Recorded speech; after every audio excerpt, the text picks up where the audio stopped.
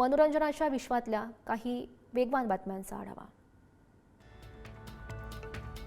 South superstar Fahad फासिलनं केलं महेश मांजरेकर आणि भरत जाधव यांचं आगामी नाटक शंकर जयकिशन यांचं कौतुक। सध्या नाटकाची तालीम हैदराबादला सुरू। हे नाटक पाहण्याची मलाही इच्छा, फहादनं व्यक्त केला भावना।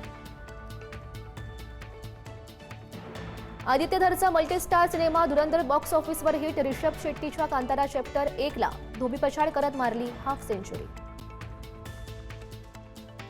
लहान चाहत्यांसोबत बॉलिवूडचा भाईजान सलमान खानचे गोड क्षण। इंडियन सुपर क्रॉस रेसिंग लीगमध्ये मुलांसोबत सेल्फी काढताना दिसला, व्हिडिओ व्हायरल।